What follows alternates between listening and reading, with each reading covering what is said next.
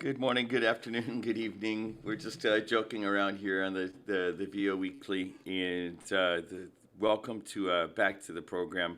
I'm happy to be back after missing you guys last week, and I want to go ahead and hop straight into the Venture Outfitter.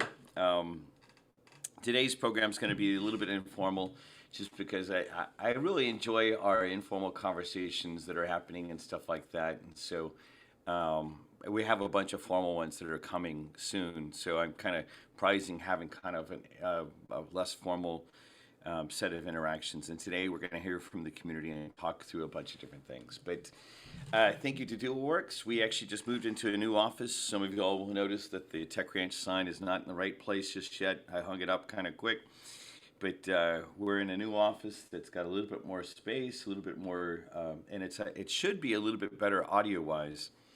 If anyone has feedback about that, but thank you to DualWorks for making this all possible and being one of our long-term sponsors, as well as Linda Blackman from Venture Forth 17, I think it was, being involved in supporting the techranch.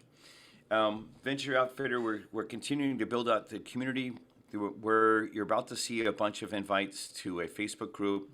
So we have like a place to onboard from Facebook, a place to onboard from LinkedIn, and then we'll continue to build out our network and stuff like that. Some of that's going to be coming soon. Expect that we'll have communications about that. And if you're listening to this and you're not already involved in one of those two levels, you don't have to pay to be involved in that first level. And those of you all that are actually at the network level that are already paying for that, we're going to be rolling out a number within the week. We'll be rolling out a number of new features and other vendors that are making special offers to you as well. But kind of excited about that because it feels like we actually finally are getting our platform together and stuff like that. Coming soon, there are a couple things on the list. We'll be launching the Brno Bridge. Actually, this is going to be the Czech Bridge, the start of the Czech Bridge in the Czech Republic. I'll be in Prague, and I'll be in Prague by April 24th, and then be in Brno for a couple days, which is another city in the Czech Republic. Then we'll be wrapping it up with some final things in Prague. There's a good chance I'll be sticking around in that part of the world and heading to Hungary as well. So if you're around, let us know. Second thing is we will be launching a program during and making more announcements about how we're building these bridges during the Texas EU Business Summit 2022, which is May 12th.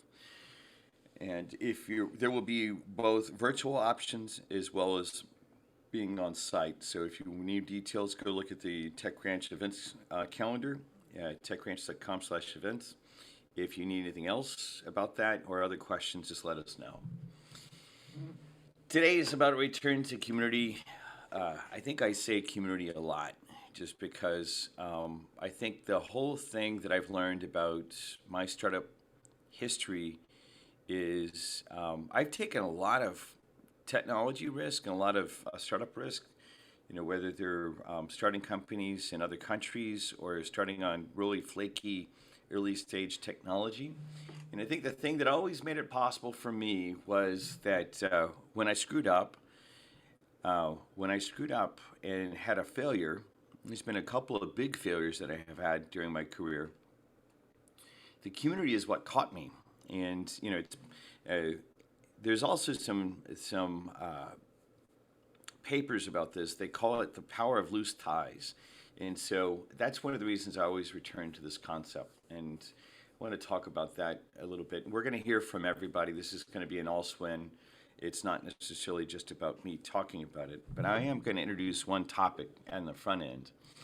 There is a article that I was just starting to read. Actually, there's a whole set of articles that Harvard Business Review, which I'm a fan of, has this article out about the breaking free of the cult of productivity. Now, there's an interesting tension in the way the words are being used, but part of the thing that this one researcher named Madeline Dorr is talking about is she says, we're working our asses off, but we're still not necessarily doing any better than we would if we just taken things times off.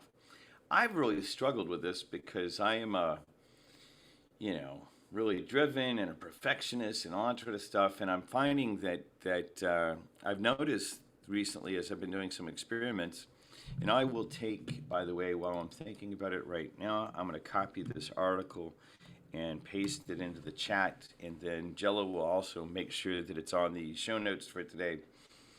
But the thing that's interesting is that this is really true. That there's this diminishing returns. That when we work our asses off, we are not necessarily more productive. There's an interesting set of tensions that I want to talk about. I want to spend some time in the coming weeks. On one end, there's a coach that I work with or that I listen to on a daily basis named Ari Messel, who calls himself the most productive man in the world, and I believe it because of what he's doing. For fun, he's an emergency medical technician, an EMT. He does that just as a volunteer because his other work is so productive that he's actually not having to do. His name again is Ari Messel, A-R-I Messel, and I'm going to screw up his name, but you can read about him at lessdoing.com. But the thing that's interesting is I want to throw this article out here because part of what I want us to be supporting each other back to this notion of community is to start looking at how we can help each other not just get stuff done, but take off and take it easy and have a higher quality of life. As an example, yesterday, it was a little bit of a stretch for me, but I'm working on it. I joked about this on my Instagram. So I went to there's a company from Finland that just launched their North American headquarters here in Austin. Just yesterday was the launch. They've actually been on the ground here for 2 years, but the official launch of the office was yesterday. And in the middle, the gentleman that has the scissors that you see is the Finnish ambassador to the U.S. So this is the lead ambassador for Finland, who came to the launch of this business. It's a big deal that this company came to Austin, and it's a big deal based on their technology. And there's other stuff we can talk about that. At some point, I'll get Ati, the name of the CEO. His first name is Ati. I'm going to get him to come speak to us, just because he's actually got a really interesting set of software. But I think the thing that's really interesting is to hear kind of as he's come to Austin, what's really taken off. So he agreed that he would actually come speak to us sometime soon. But they had invited me to come to this mainly to kind of be a part of the conversation about the bridge between Finland and Texas, or Finland and Austin. And I really love that type of work. I think that I'm good at it. And so I, hopped into it and all that sort of stuff. But then promptly, I was joking on Instagram saying, okay, I'm going to get my Slacker card out, and I am going to make sure that I hop on Lake Austin to take some time. I ended up having 2 screw-ups as I set up my boat and all that sort of stuff, and I can tell you more about that. But, I got really frustrated with myself because I ended up missing a lot of the sun. But I still went out and didn't get back to my car till after 9, which I was kind of pleased. It was cold, but I didn't care. Because part of the thing about what I'm wanting to propose and talk about, or at least start, since this is going to be a community discussion for the rest of the time that we are together, other than our closing slides. But the thing that I thought would be an interesting seed to talk about is, how are you being productive? And then also, how are you taking care of yourself? I think that, my example is I went and did the diplomat entrepreneur thing with the Finnish ambassador and shook his hand and told him about the projects that we've done in Lithuania and Latvia and what we're doing in Hungary and what we're about to do in the Czech Republic. And the thing that I did my job, and I could have stuck around, but then I actually was like, no, crap, I've got to go get on the water and relax a little bit. And those of you all know me personally know that that's quite a difficult feat for me to wind down. So I went all across the whole lake, not really, but a good portion, just to learn how to wind down. What are y'all doing for that? I just would love to hear from as many of you that will share. And we have quite a diversity of backgrounds, faces, places, countries represented. I Give think us a you said couple it examples. great from my perspective. I mean, I just like to wind down. Yeah, say more about that, Omar. Mm.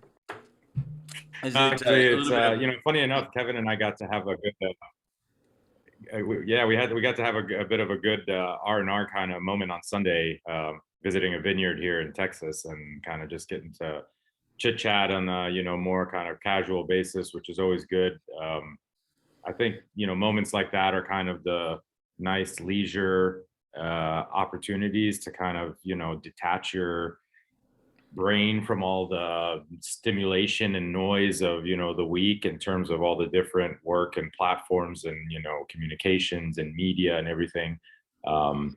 But otherwise I like to work out and exercise as a way to kind of help deal with that and get my day straight in the mornings. And every now and then do some meditation, things like that.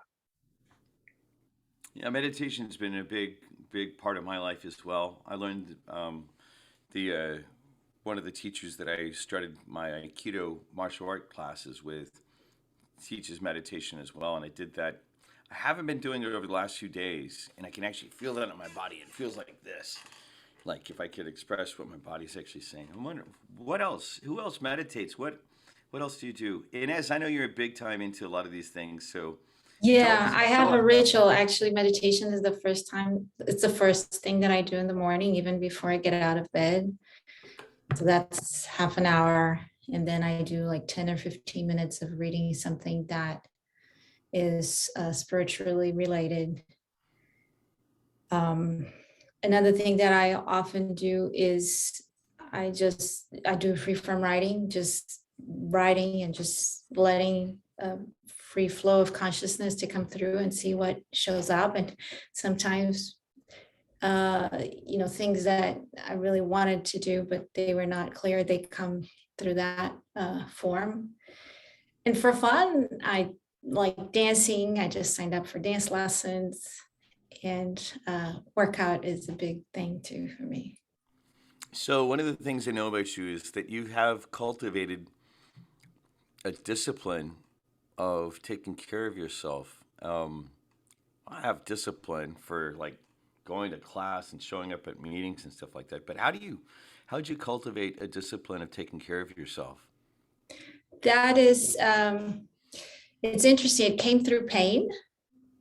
I had a big pain that I went to Andre Leroy, the doctor that I mentioned, that I'll bring her here to speak.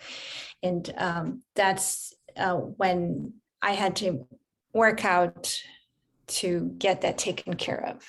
So that's one aspect of discipline. But the other thing is, it's just if that's for working out like daily.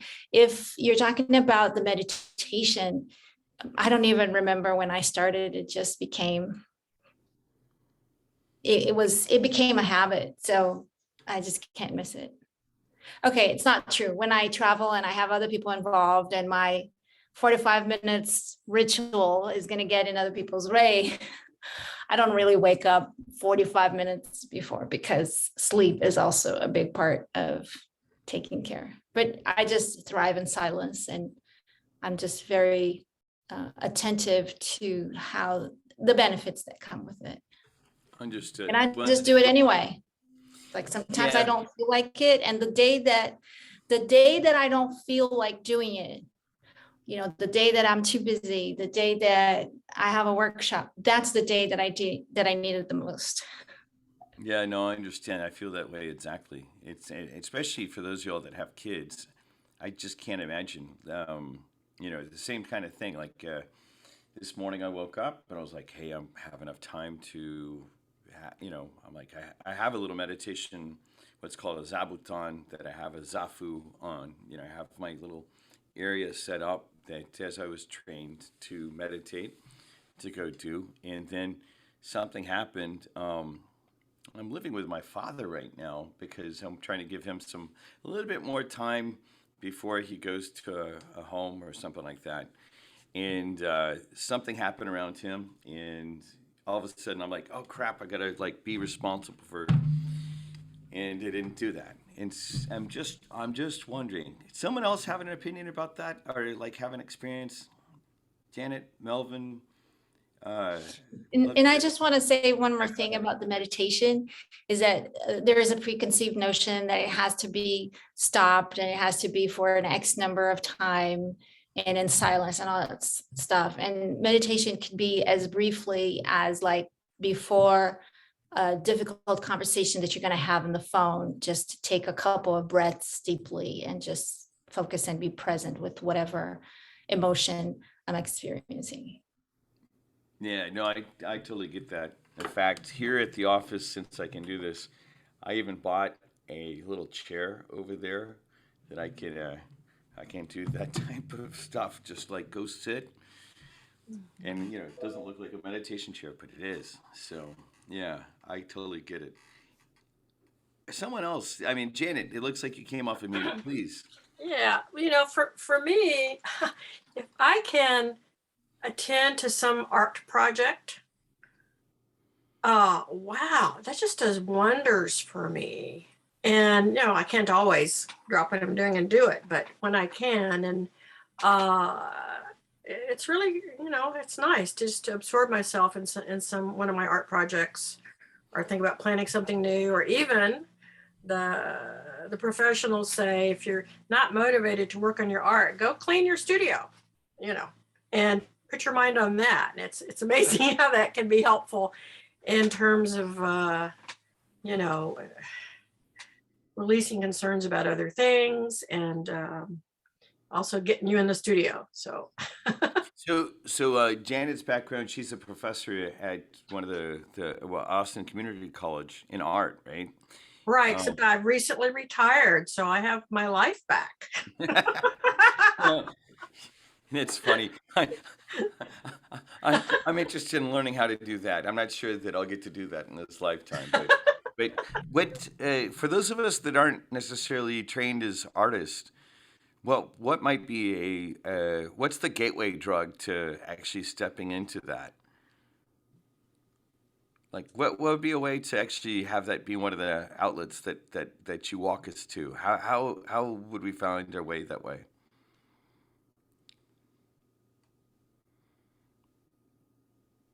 Uh-oh, I put you on the spot, huh?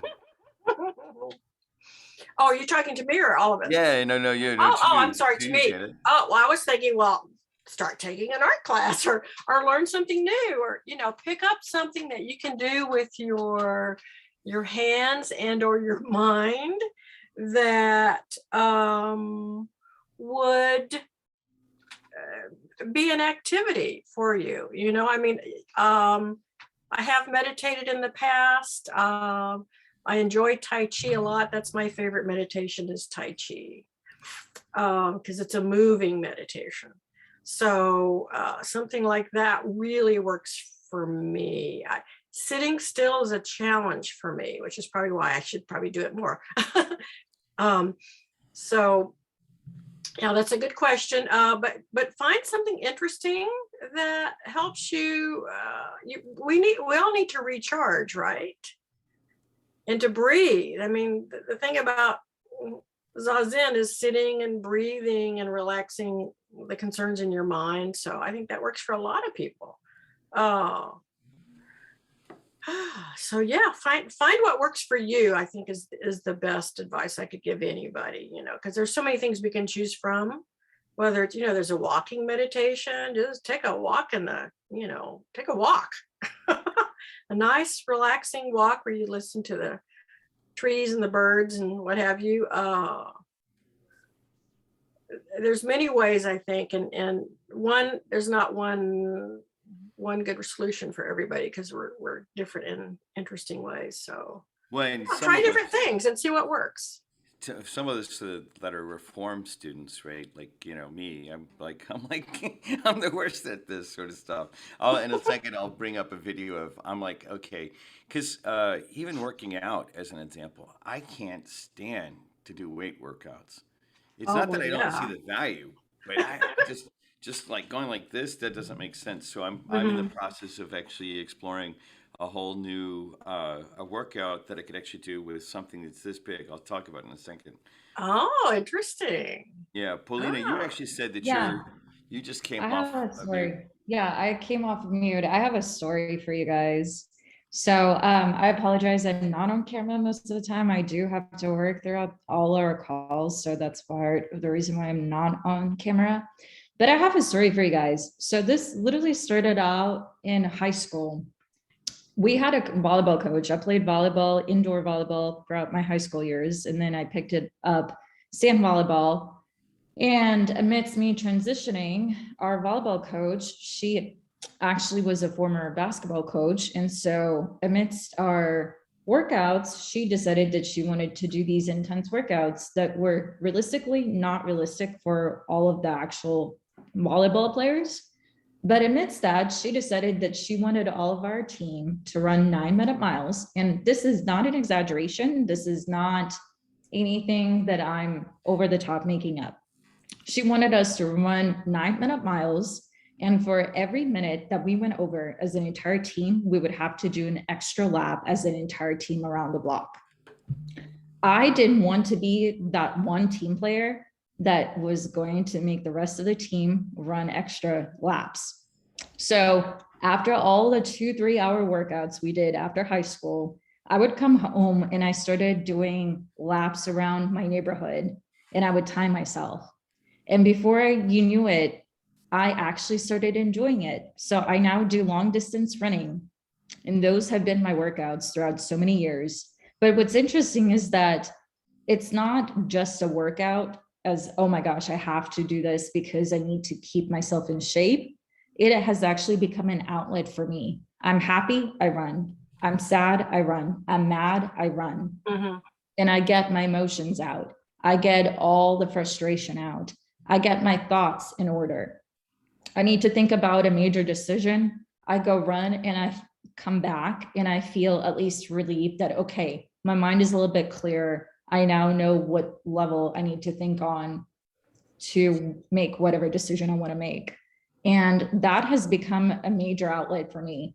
I have given myself breaks during Christmas time, obviously, amidst all the different activities, all the festivities, all of it, right? So I will give myself a time frame. I'm like, okay, 2-3 weeks, I'll allow myself to not do anything, which is totally fine. And then I come back and I still keep at it. But for me, it's not just a regular workout. It has become an actual outlet of me being able to have my me time.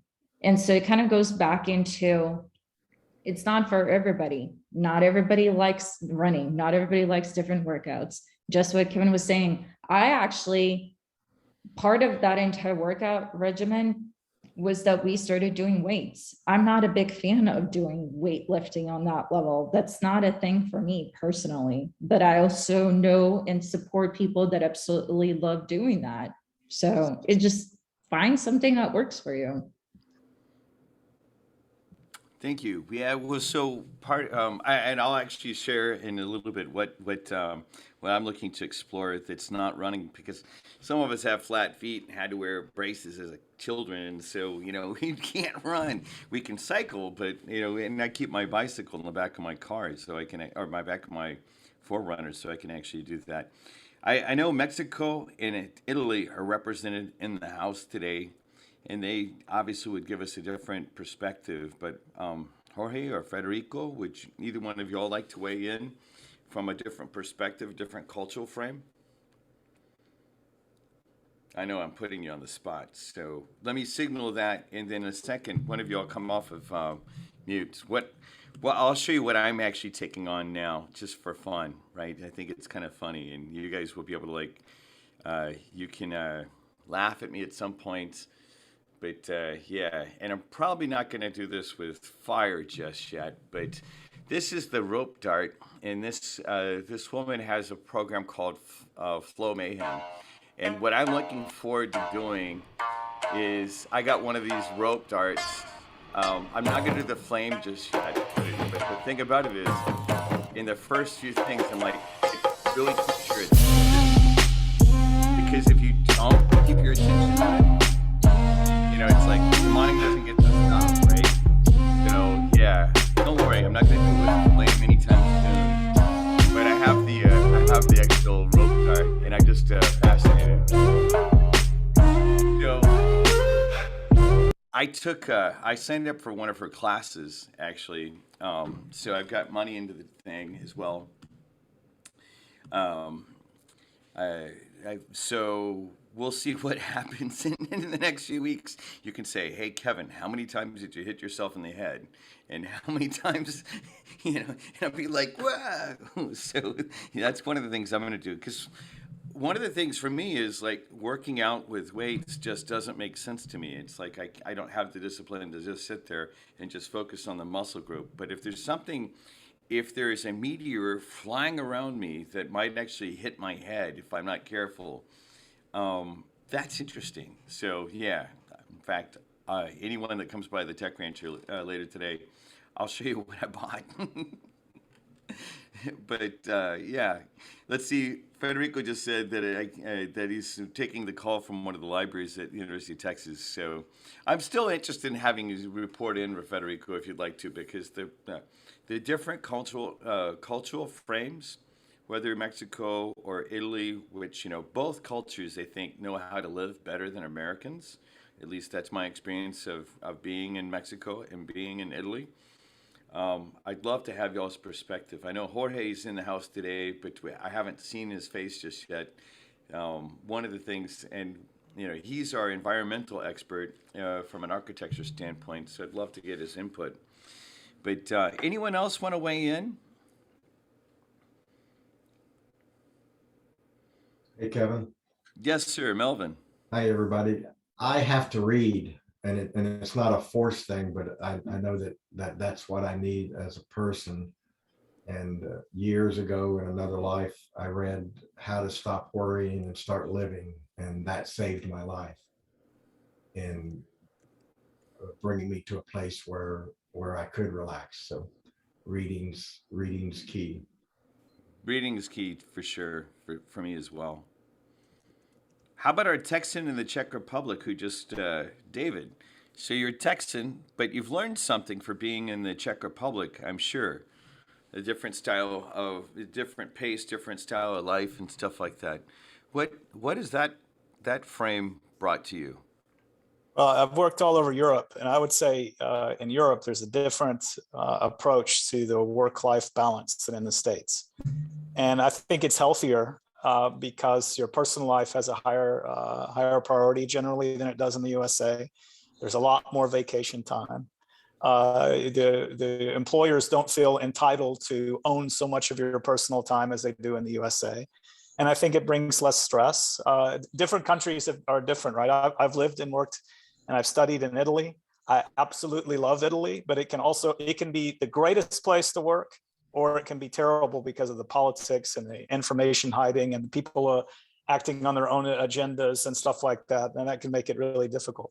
But the work-life balance in Europe is generally much better than the USA. In the Czech Republic, I've only worked for myself as the boss of my own company. So from that point of view, if I complain, I'd have to complain about myself.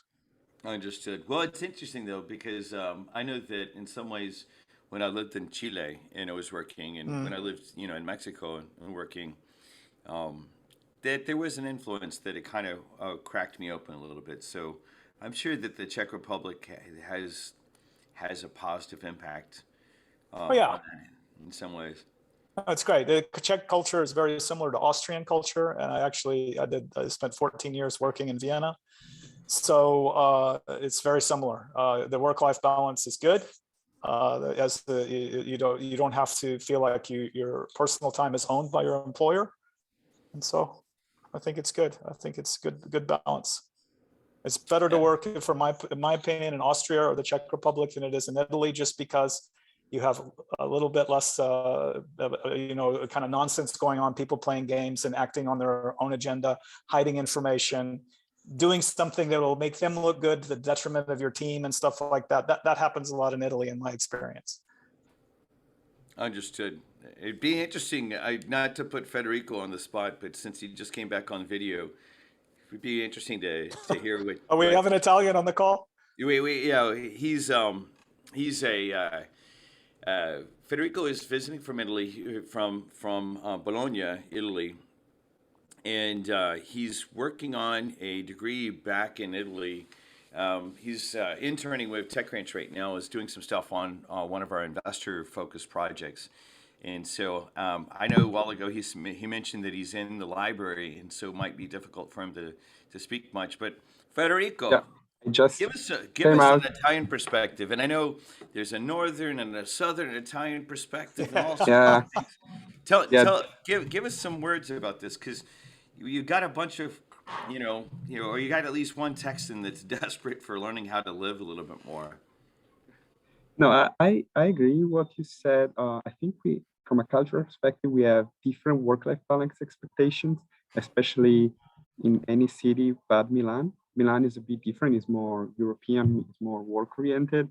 But yeah, all the other cities and Italian people in general, from their culture, I think, yeah, they have high expectations of work-life balance, especially compared to here. I think it's a bit different. So yeah, I agree with what you said so far. Yeah, and is anything that you'd point out to us, like even in working around,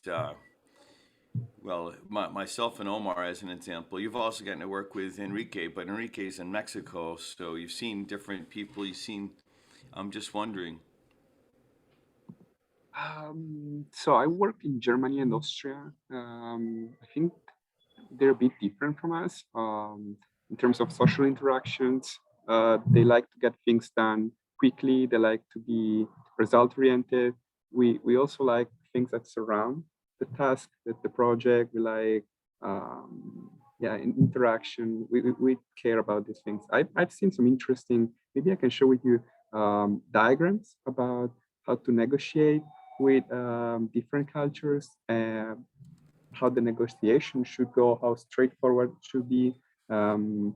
Some cultures prefer to set up expectations before, some other cultures prefer to start talking about something completely different. And I think this is the case of Italy. It was an interesting article from Business Insider. That would be great. If nothing else, share the link into the chat, and then we'll also get Jello to share it into the YouTube notes, just because I think it'd be great to share. And as you just posted two interesting posts into the chat, why don't you share that verbally so that so people kind of have that perspective as well? Yes. So Brenda Brown, she studies something for a while, and then she publishes a book with that research in a way that is accessible to the general public. And then she researches more and then publishes another book. So there's one thing in particular that she published in the book, The Gifts of Imperfection, which I think is exactly what we're talking about today, which is the exhaustion as a status symbol and productivity as self-worth, and how it's important to replace that with play and rest. And that's actually evidence-based. In her research, the way that she researches is that she just interviews a bunch of people and looks for patterns in the stories that they tell. And so in this particular phase of her work, she identified that about a quarter of the people that she interviewed, they were very resilient, and no matter what screw up or disaster or tragedy they had experienced, they would always recover, and with a good perspective about it, and just thrive, even though despite the problems in life. And so she looked at all different kinds of variables, like do they come from more adjusted families that are not dysfunctional? Are they more wealthy, or do they have more access to education? And the only thing that she could find was a certain pattern of behaviors. So she named them the 10 guideposts for wholehearted living, which she called them people who did wholehearted living, which basically she defines as it's about engaging in our lives from a place of worthiness. It's about cultivating the culture, the courage, compassion, and connection to wake up in the morning and think, no matter what gets done or is left undone, I am enough. So that's it. It was a mindset that she could grasp in these people. And in terms, so she was very excited. Okay, what do they do? I want to do the same thing. And so she found out, like, it's not like a do or don't do, but it's like practices that they were constantly cultivating. And so things that they were constantly letting go of, and things that they were constantly cultivating. And that's also in this flyer that I attached to you guys. And letting go of exhaustion as a status symbol and productivity as self-worth, and cultivating play and rest was one of the guideposts of the wholehearted living. That's interesting. I'm a real fanboy of Brene Brown. I think I mentioned in our South by Southwest debrief, South by Southwest being the conference that was just here a few weeks ago, that I got to sneak into I was actually the last person out of maybe 500 people who got to go into the session with her. Oh, is this? Yeah, I'd like to introduce you guys to Dragon Drake. Melvin asked about him. Oh, Like that's funny. He's one of the attendants in my workshops. Oh, cool. Cool. Say more about what does the dragon represent? Oh, it's just like bringing fun. Like often people are kind of shy about turning on their camera. So I usually have him on camera in his old computer, and he's just a mascot. I have different mascots. This is Bob's Bunny, Bob the Bunny. And this is Dragon Drake. So it's just to help people have fun and relax. That sounds good. Who else would like to, who have we not heard from that'd like to say some more about this? David Sprague, are you open to me putting you on the spot? Sure. Yeah, I'm happy to. I know that you and I are both working on this very thing. So I'm just wondering, as two practitioners that are in the process of practicing on this, what are your thoughts?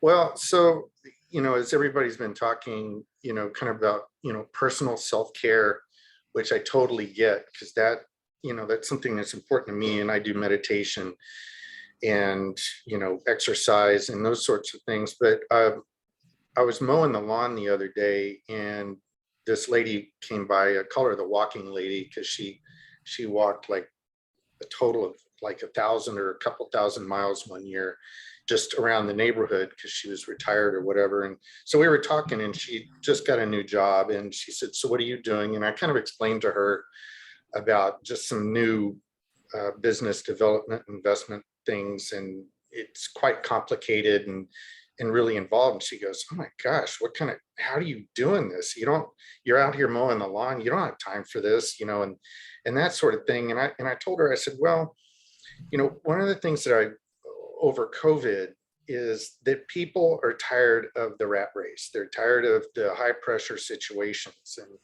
I've lived that working in the local hospital here, where you're just under a pressure cooker all the time. And people are like, why even do that?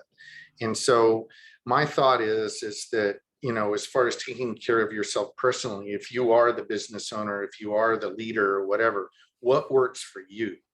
And if you honestly sit there and say, well, these are things that I can reasonably accomplish during a day or not. Like for me, for example, I'm much better in the morning doing data analysis and lots of thinking and in-depth thinking in the morning.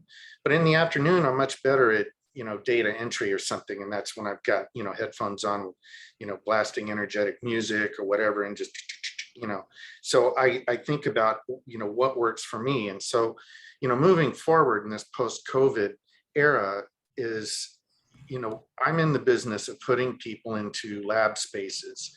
Those are things that you have to go to a place to go work at.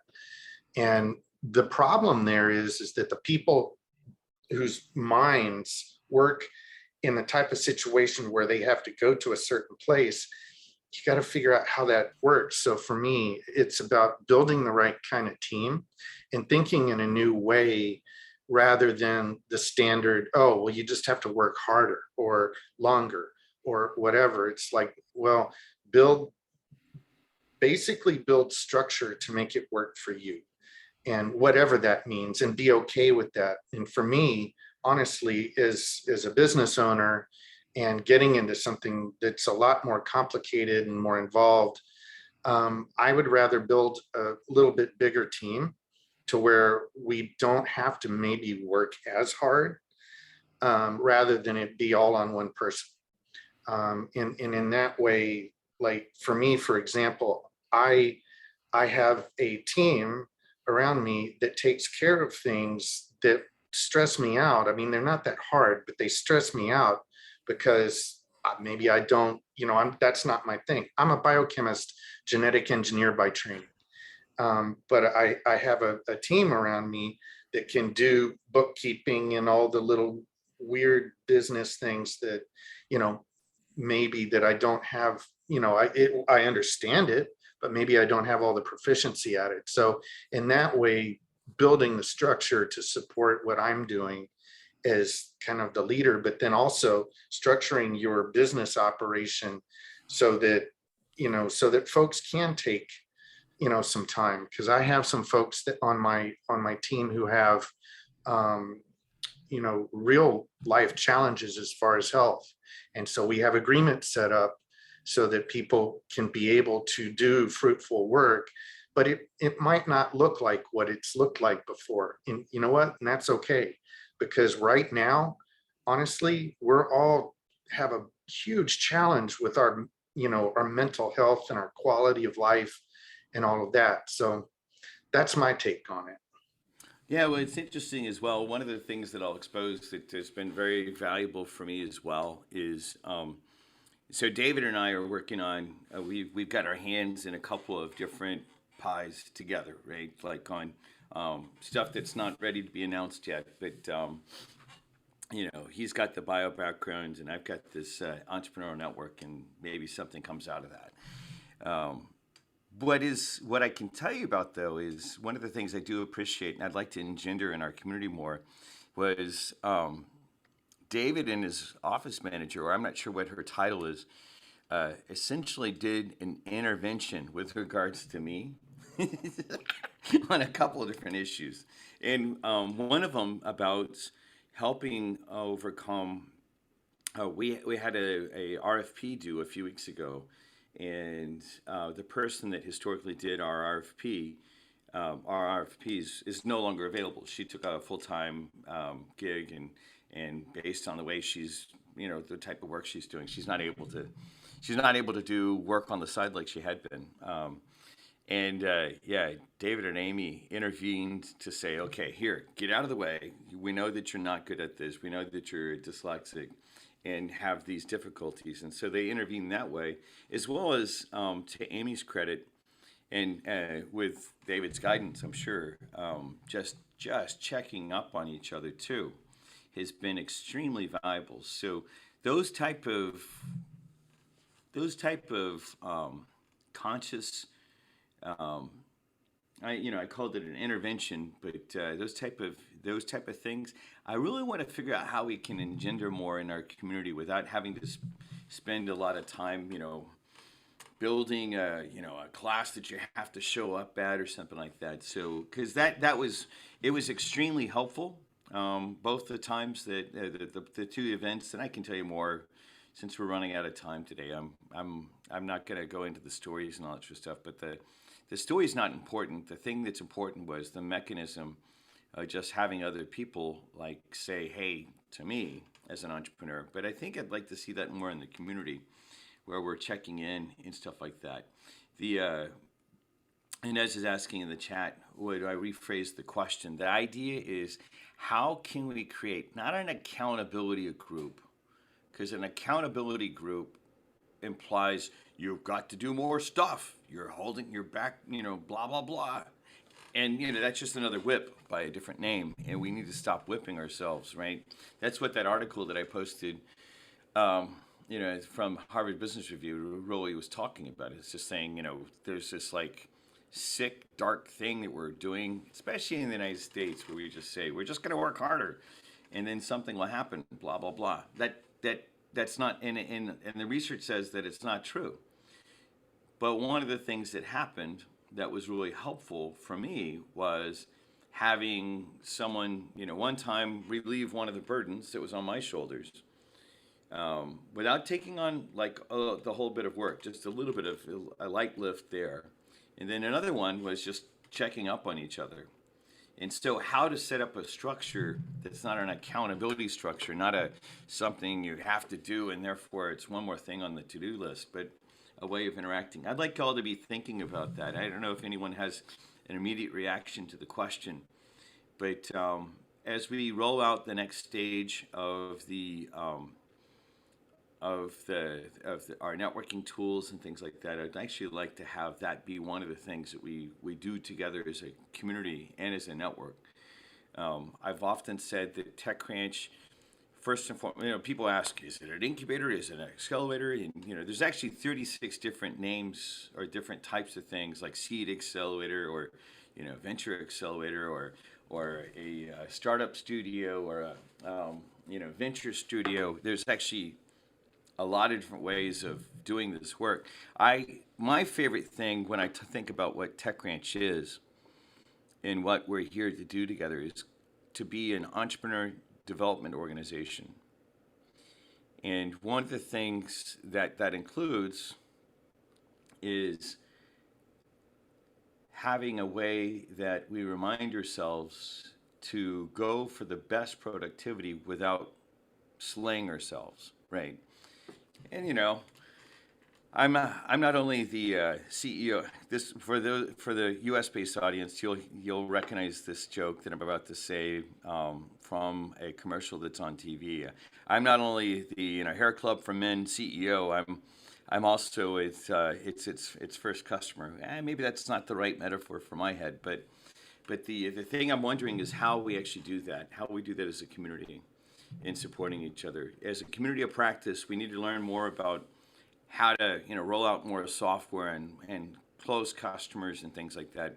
But also as a community of practice, we need to start, all of that expression, creativity, capability, and all that sort of stuff comes from the body. We need to figure out how to take care of ourselves. Right? How to take care of ourselves and do it in a community kind of way. Because if we're going to drive, open societies with free markets and transformational entrepreneurship, quality of life is part of that, right? Quality of life is I've been, I think 2 or 3 weeks ago, I started listing, and you see in my Instagram, I'm like saying, yeah, we stand for open societies with free markets, with transformational entrepreneurship, with shared prosperity, and then I'm like, oh wait, quality of life needs to be in that. Otherwise, as the article from Harvard Business Review points to, it's like, otherwise, you're just wasting your time. You're wasting your effort. So, what we'll do is for today, I think this is interesting. I think there's a bunch of different threads that got started, and then there's a number of different things that in the chat that we'll share on the notes on the YouTube, as well. Federico's article about the different negotiations practices that he shared for all these different countries. I think we'll probably have that be. We'll dig into that one in a whole program because I think it's interesting about the articles that he pointed out and stuff like that. Just because it's got so much richness that I'm like, oh, okay. That's not just something we can do a hit and run on. It's actually something we actually need to dig into deeper. But, as you came off of mute, I was just about to wrap up, but go right ahead. Yes, I would like to make a closing comment based on what David Sprague was talking about. and just to acknowledge him for his self-awareness. Like he was clear, like he was looking at himself and he was clear on what was stressing him out. So sometimes in terms of productivity, we're thinking of time, but it's more about energy and attention. So he was clear on what was sucking his energy, and he took action to make sure that those things were properly delegated. Well, and there's a lot that we can all learn, me especially from David. So, David, I'm planning on coming up to Temple sometime soon, just so I can sit there on the back porch with you, and you can gently kick my butt to to get me to learn how to do. Well, that's a euphemism. What I mean by that is teach me in the ways. So. Cool. Well, what we'll do today is I appreciate the time that we're and the insight we're sharing with each other. The main thing is we go back into starting a wrap on all this sort of stuff. I want to make sure that we do spend some time on sharing insight back and forth. The community tool that are the tools that we're using are about to get a serious upgrade. I could share the graphic that's over here on that picture, but I'll get it turned into a graphic that in the next couple of times we'll actually have something real to look at. But for those of y'all that are not involved in the community yet, that if you're hearing more about TechRanch and you're seeing this streamed on LinkedIn or somewhere else, make sure that you connect in to all the things. In fact, there is on this form, on this page, there is a question area that if you want to ask a question or make sure that you influence other stuff that's coming soon, like there's an area that says, ask Kevin a question. Well, we're now monitoring that again. It had gotten disconnected, but we're now monitoring that again. So please, you can post questions there. You can tell Jello or myself directly, or you can get onto the mentor list, the country manager list, or the newsletter, all the different things. There'll be a few new things that are going to roll out there sometime soon. Our marketing team called Giver Marketing is going to be coming and sharing more about what they're up to, what they're doing for the TechRanch community. And we're going to start hearing more from them as well as they step into the work that they've taken on. And you can kind of see, some of you all have noticed a little bit behind the scenes about what's happening, but I'm going to get Timothy to come speak to us sometime soon as well. But sign up there. And then other than that, it's always an honor to be a part of a group of entrepreneurs that are driven by vision and values. Let's go change the world for the better together. And we'll see you again soon. Thank you. Take care.